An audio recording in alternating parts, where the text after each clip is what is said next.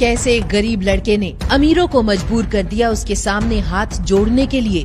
फटी शर्ट पहनने वाले के सामने क्यों डर के कांप रहा था शहर का सबसे अमीर इंसान। सुनिए वो कहानी जिसे हिंदुस्तान में सबसे ज्यादा सुना जा रहा है। अरे दामिनी जी, ये तो आपकी लड़की शनाया का पति है ना? इससे आप नौकर वाले काम क्यों करवा रही हैं? अरे घर जमाई है, पता नहीं किस मनहूस घड़ी में ये गरीब फटीचर हमारे घर का जमाई बन गया। अब जो इसकी औकात है वही काम करवा रही हूँ मैं इससे। रोजाना की तरह आज भी सुबह सुबह दामिनी जी अपने जमाई आहान यानी कि अपनी बेटी के पति को मॉर्निंग वॉक पर अपने साथ ले आई थी। आहान कभी दामिनी जी के साथ छतरी लेकर दौड़ता तो कभी जूस लेकर। आहान एक गरीब लड़का था, पर अचानक कुछ ऐसा हुआ कि उसकी शादी शहर के सबसे अमीर परिवार में हो गई और आहान बन गया घर जमाई। पर हर रोज कभी सास तो कभी साली तो कभी आहान की पत्नी शनाया आहान की गरीबी का मजाक बनाते। आहान के साथ नौकरों जैसा बर्ताव किया जाता और अभी ऐसा ही हो रहा था जब गार्डन में आहान की सास दामिनी जी अपने दोस्तों के सामने उसे नीचा दिखा रही थी। सुनो, मैं वॉक करके आ रही हूँ, तब तक मेरा जूस तैयार रखना। आहान को ऑर्डर देकर दामिनी जी और उनकी दोस्त वॉक करने के लिए निकल गए। तभी उनकी नजर सामने से आ रहे मिस्टर खन्ना पर पड़ी। अरे दामिनी देख, सामने से मिस्टर खन्ना आ रहे हैं। यही है वो शहर के सबसे अमीर लोगों में से एक और वीआईपी क्लब के प्रेसिडेंट। अगर ये चाहे तो हमें वीआईपी क्लब में एंट्री दिलवा सकते हैं। अच्छा रुक, मैं अभी बात करती हूँ। दामिनी और उनकी दोस्त वीआईपी क्लब के मेंबर बनना चाहते थे, जहाँ शहर के सबसे अमीर लोग ही आते जाते थे। वहाँ एंट्री मिलना यानी शहर के सबसे अमीर लोगों के बीच उठना बैठना। इसी चीज की चाह में दामिनी जी ने सामने से आ रहे मिस्टर खन्ना को रोक लिया। हेलो मिस्टर खन्ना, कैसे हैं आप? मेरा नाम दामिनी है। दामिनी जी और उनकी दोस्त मिस्टर खन्ना से बहुत कुछ कहने लगे, पर मिस्टर खन्ना का ध्यान दूर खड़े आहान पर था। वो दामिनी जी की बात काटते हुए बोले, वो जो दूर खड़े हैं शायद मैं उन्हें जानता हूँ। जैसे ही मिस्टर खन्ना ने ये बात कही तो दामिनी चौंक गई। दामिनी जी को लगा कि अगर वो ये बात बता देंगी कि वो दूर खड़ा हुआ इंसान उनका दामाद है तो आहान की फटीचर हालत देखकर उन्हें वो मेंबरशिप ही नहीं देंगे। तो दामिनी जी ने आहान को पहचानने से मना ही कर दिया। अरे वो तो यहाँ का साफ सफाई वाला है, बेचारा गरीब है तो हमने उसे कुछ खाने को दे दिया। जैसे ही दामिनी जी ने ये बात कही तो मिस्टर खन्ना दूर खड़े आहान के पास बढ़ गए और जैसे ही वो आहान के पास पहुँचे उन्होंने अपने हाथ जोड़ लिए। अरे आहान सर, आप यहाँ कैसे? और बहुत दिनों से आप क्लब भी नहीं आए। अगर आप क्लब आ जाते तो हमारे वीआईपी क्लब की रौनक बढ़ जाती। दूर खड़ी दामिनी और उनकी दोस्त ये देखकर हैरान थे कि मिस्टर खन्ना आहान के हाथ क्यों जोड़ रहे हैं। थोड़ी देर में मिस्टर खन्ना आहान से बात करके चले गए और फिर दामिनी जी और उनकी दोस्त आहान के पास पहुंची और आहान से पूछने लगी, मिस्टर खन्ना तुम्हारे हाथ क्यों जोड़ रहे थे? क्या बोल रहे थे वो? ओह, लगता है तुम्हारी फटीचर हालत और गरीबी देखकर तुम पर तरस आ गया होगा उन्हें। चलो अब अपना थैला उठाओ और घर चलो, बहुत घूम लिए आज। आहान ने भी हाँ में सर हिला दिया और सामान का थैला उठाकर घर आ गया। जैसे ही आहान घर पहुंचा तो उसकी नजर घर की खिड़की पर पड़ी जहां आहान की पत्नी शनाया बैठी हुई थी।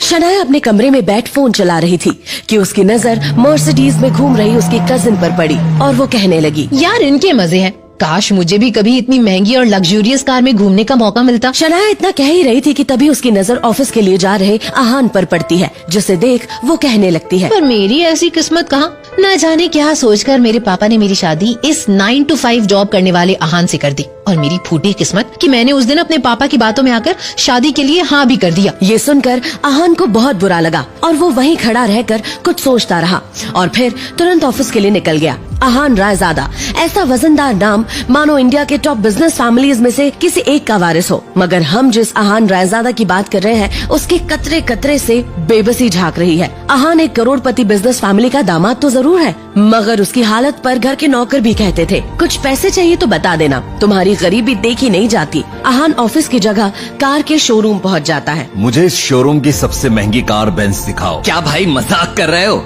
तुम्हें देखकर तो ऐसा लग रहा है जैसे तुम साइकिल भी इंस्टॉलमेंट पर लोगे। पता भी है कैसी दिखती है बेंज।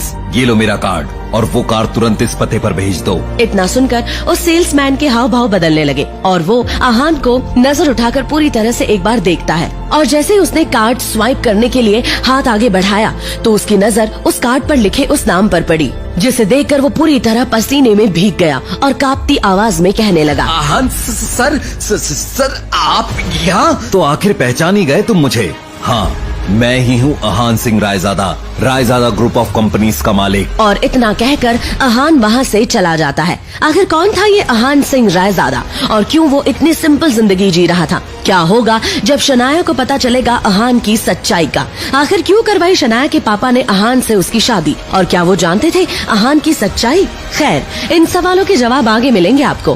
कार के शोरूम से आहान जैसे ही ऑफिस पहुँचा तो उसने मोबाइल स्क्रीन पर देखा तो शगुन का फोन था। उसे देखते ही आहान के सारे सपने छू मंतर हो गए। शगुन आहान की बीवी शनाया की कजिन थी जो हमेशा ही आहान को नीचा दिखाने की कोशिश करती थी। मोबाइल की तरफ देखकर आहान ने बुरा सा मुंह बनाया और फिर कुछ सोचकर फोन उठा लिया। तभी दूसरी तरफ से आवाज आई, क्या बात है जीजा जी, फोन नहीं उठा रहे आप? नहीं शगुन, मैं। तभी शगुन उसकी बात काटते हुए बोली, खैर वो सब छोड़ो, मेरा एक काम है। साहू ज्वेलर्स पर मेरा एक नेकलेस पड़ा हुआ है, मैंने उसके मालिक को फोन कर दिया है। वो नेकलेस लेकर आप प्लीज मेरे घर पर आ जाइए।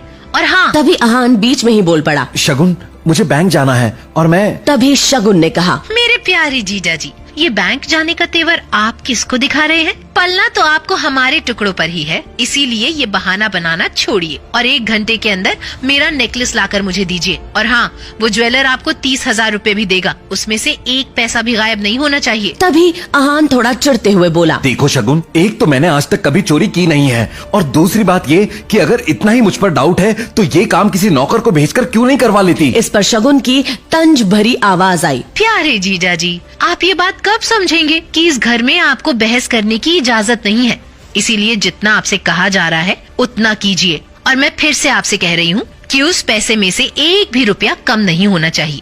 ये चीजें आप 1 घंटे के अंदर लेकर मेरे घर पहुँच जाइए।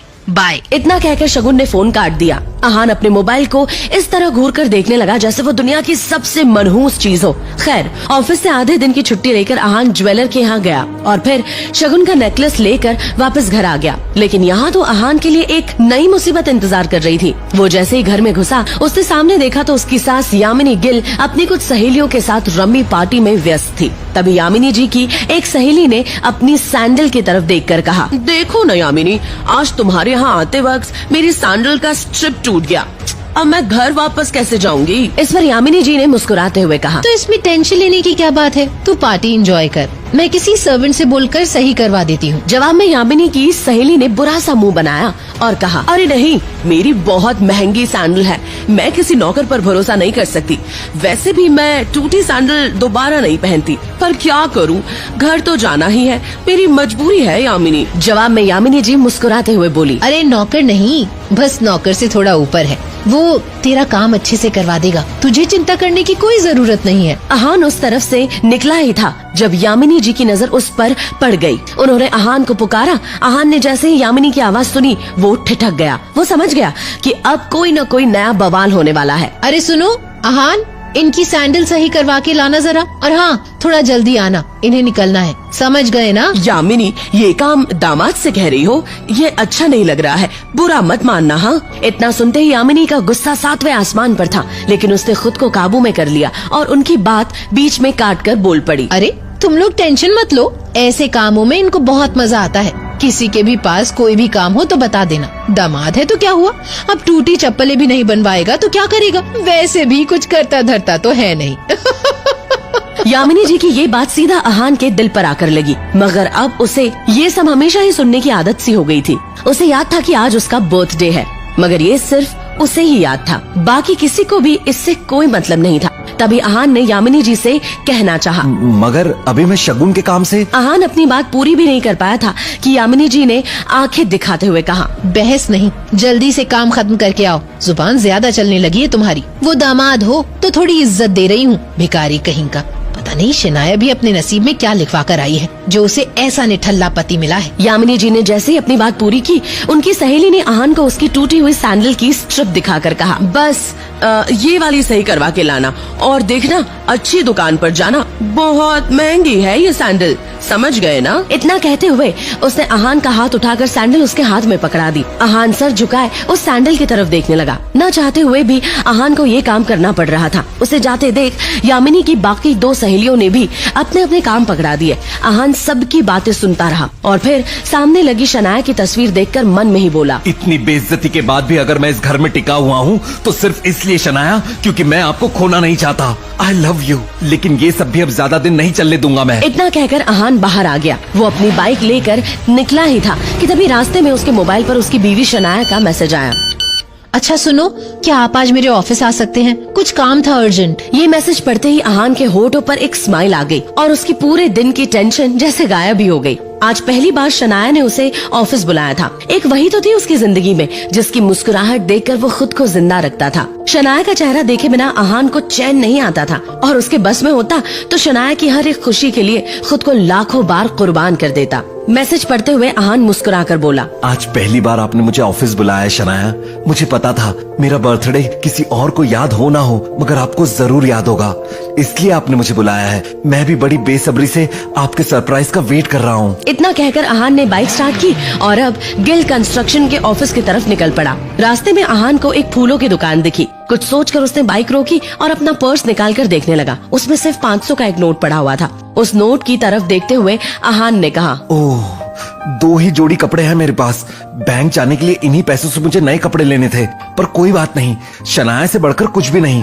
उसके लिए कुछ अच्छे फूल ले लेता हूँ, शनाया खुश हो जाएगी। और फिर उस पैसे से आहान ने शनाया के लिए फूलों का वो बुके ले लिया। जैसे ही आहान वापस मुड़ा तो उसे शगुन का काम और अपनी सास के दिए हुए काम याद आ गए। उसने एक नजर घूर कर उस सैंडल की तरफ देखा और कहा, माफ करना डियर आंटीज एंड सासू माँ, आपकी चरणों को प्रणाम, मगर शनाया से बढ़कर मेरे लिए कुछ भी नहीं। थोड़ा सा सुन ही लेंगे आपसे। इतना कहकर आहान ने वो सैंडल उठाया और पास की झाड़ियों में फेंक दिया। आज वो पहली बार गिल कंस्ट्रक्शन के ऑफिस जा रहा था, जो कंपनी गिल खानदान की थी। ये सोचकर आज वो फूला नहीं समा रहा था कि आज वहाँ उसका अच्छे से स्वागत होगा। वहाँ पहुँचते ही आहान तेजी से ऑफिस के अंदर की तरफ बढ़ा ही था कि तभी सामने से आ रहे एक आदमी से आहान टकरा गया, जिससे आहान के हाथों में मौजूद बुके नीचे गिर गया। वो व्यक्ति देखने में काफी अमीर लग रहा था, जिसके जिस्म पर नीला सूट और आंखों पर काला चश्मा चढ़ा हुआ था। उसका नाम देव मल्होत्रा था और वो शनाया का क्लाइंट था, जो अभी अभी शनाया के केबिन से बाहर निकला था। वो आहान पर चिल्लाते हुए बोला, You idiot! दिखाई नहीं देता क्या तुम्हें? पता नहीं कहां से मुंह उठाकर चले आते हैं। इस ऑफिस के अंदर तुम्हारे खड़े होने की औकात भी नहीं है और टहल ऐसे रहे हो जैसे तुम्हारी खाला का घर हो। कौन हो तुम? शायद मल्होत्रा ने भी उसके बदरंग कपड़ों से उसे नौकर या ऑफिस बॉय ही समझ लिया था। मल्होत्रा ने एक नजर नीचे पड़े बुके की तरफ देखा और फिर उसे अपने पैरों तले कुचल के बाहर निकल गया। आहान ने अपना सर झुकाए उस बुके की तरफ देखा जो पैरों से कुचला जा चुका था। उधर शनाया अपने केबिन के शीशे के अंदर से ये नजारा देख रही थी। आंखों में आंसू लिए शनाया बस आहान को देखे जा रही थी। देव मल्होत्रा वहाँ से जा चुका था और तभी आहान की नजर शनाया पर पड़ी तो एक पल के लिए वो अपनी बेइज्जती भूल गया। वो शनाया की तरफ देखकर खुद से ही बोला, कितना प्यार करती हो ना आप मुझसे। मेरे साथ हुए इस बर्ताव ने आपकी आंखों में आंसू ला दिए। कोई नहीं शनाया, ये वक्त बदल जाएगा, देखना तुम। मन ही मन वो सोचते हुए शनाया के केबिन में दाखिल हो गया। शनाया ने आगे बढ़कर शीशे के पास लगे पर्दों को गिरा दिया। वो शनाया की तरफ बढ़ा और उसके आंसू पोंछते हुए बोला, अब जाने भी दो ना शनाया, जो भी हुआ मेरे साथ हुआ और इसमें आपको इतना टेंशन लेने की जरूरत नहीं है। जो बीत गई वो बात गई। आहान के इतना कहते ही शनाया का गुस्सा भड़क गया। वो चीखते हुए बोली, दूर हटिए मुझसे, आप चले क्यों नहीं जाते मेरी जिंदगी से? नर्क बना रखी है आपने मेरी जिंदगी। आहान को एकदम से झटका सा लगा। वो शनाया से ऐसा कुछ एक्सपेक्ट नहीं कर रहा था। वो खुले मुंह से शनाया की तरफ देखता रह गया। तभी शनाया आगे बोली, पति नहीं, मेरे पापों की सजा है आप मेरे लिए। आखिर चाहते क्या हो आप? पापा ने मेरी शादी आपसे जबरदस्ती करवाई है और उस गलती की सजा मुझे अब तक मिल रही है। आप मेरे काबिल कभी नहीं थे और आज भी मुझे आपको अपना पति मानते हुए शर्म आती है। आज ड्राइवर नहीं था, इसीलिए मैंने आपको बुलाया था। मगर मुझे नहीं पता था कि मेरा पति इस काम के लायक भी नहीं है। यहाँ आकर आपने मेरे इतने पुराने क्लाइंट मिस्टर मल्होत्रा को नाराज कर दिया। शनाया की आंखों में आंसू थे। वो अहान के सीने पर मुक्का मारते हुए बोली, जहाँ भी जाती हूँ आप हमेशा बेइज्जती के सिवा मुझे कुछ नहीं दे सकते। सिर्फ एक बदनुमा धब्बा बनकर रह गए हो आप मेरी जिंदगी पर। इतना कहकर शनाया केबिन के बाहर निकल गई। अहान उसके पीछे दौड़ा। तभी रास्ते में पड़े बुके की तरफ देखकर शनाया ने कहा, और ये सब क्या है? क्यों इतनी गंदगी फैला रखी है यहाँ पर? इसे डस्टबिन में डालो। शनाया ने एक नौकर से कहा और उस फूल को अपने पैरों से कुचलते हुए आगे बढ़ गई। मल्होत्रा अपनी कार में बैठा पहले से ही शनाया का इंतजार कर रहा था।